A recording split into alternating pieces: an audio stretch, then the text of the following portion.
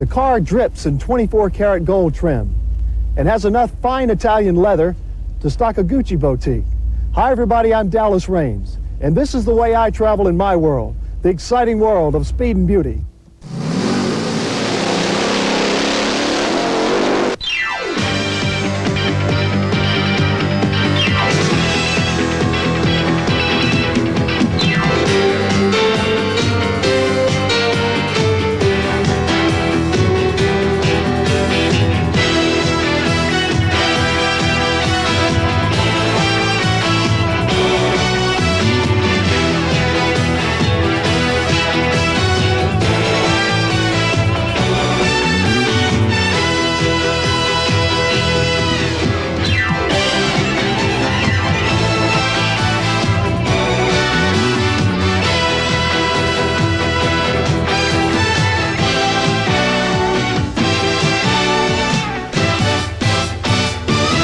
On today's show, the world's fastest hot rodders raced on this desert sand some 50 years ago. Today, it's still the place for speed, El Mirage.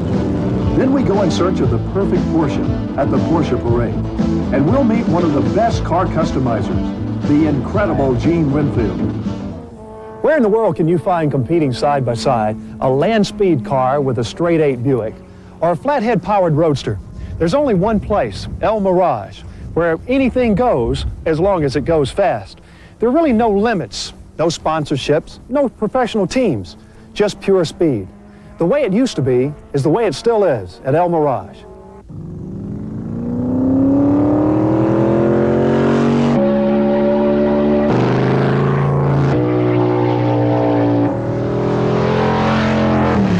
You'll find them there once a month, like clockwork.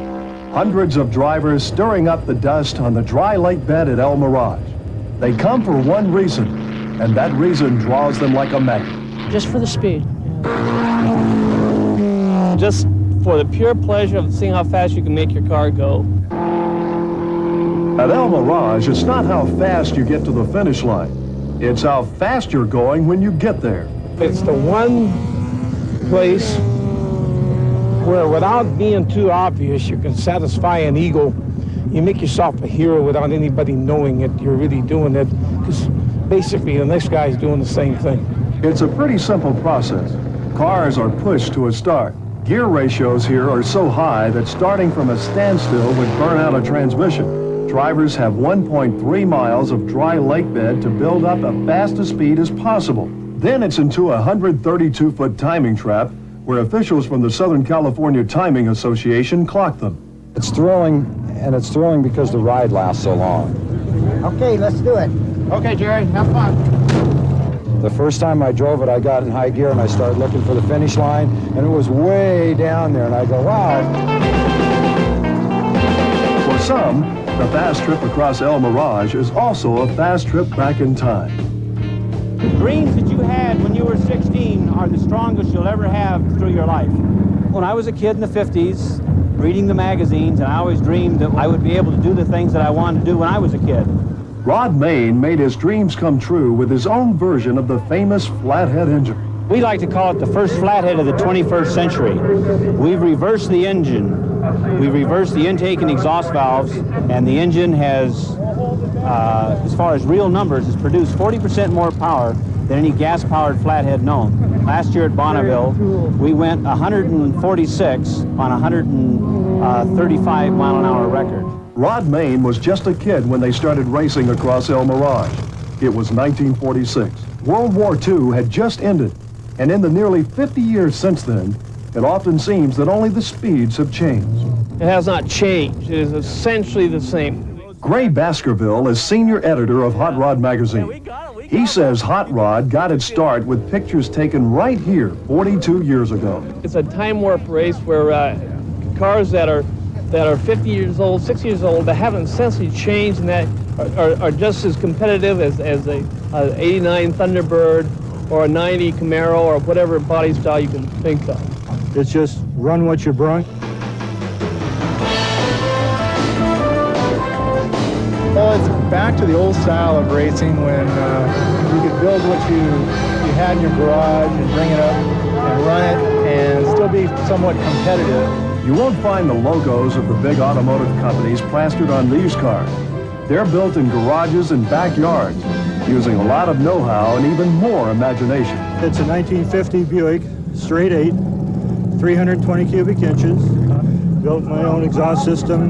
Bob Opperman powers his Lakester with a Buick engine. My great-great-great uncle was one of the first men to build the Buick, the original Buick in 1903, and so I've been a Buick nut.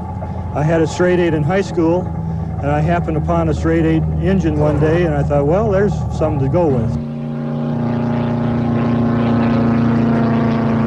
Clifton Wheeler modified this Lincoln when he found he just couldn't get rid of the family car he loved. Came to the end of the road about 375,000 miles, and I decided that's too good a car to throw away. It runs real good when it runs.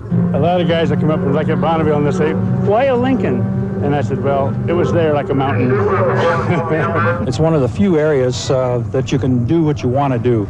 George Parker has designed this streamliner for Bonneville, but he tests it here at El Mirage. It's powered by a Offie racing engine made for Indianapolis. Makes a lot of horsepower, makes over 1,000 horsepower. I feel that it has the capability of going 400. It's really a thrill to drive. You get a really good feeling doing it, which really turns you on. The turn-on is about all you get. There's no money at stake here, just records to be broken. It's strictly an amateur sport. It's the last of the amateur sports. It's kind of hard at the end of the month to see the payment book for just the speed. This may all be fun for Mike Cook, but he's dead serious about his fun. His dad raced with the famous Stone, Woods, and Cook team, and now Mike has big plans of his own for his Blue Thunderbird. It's got a blown 500-inch motor on straight alcohol. It's got a 2-speed that we developed ourselves.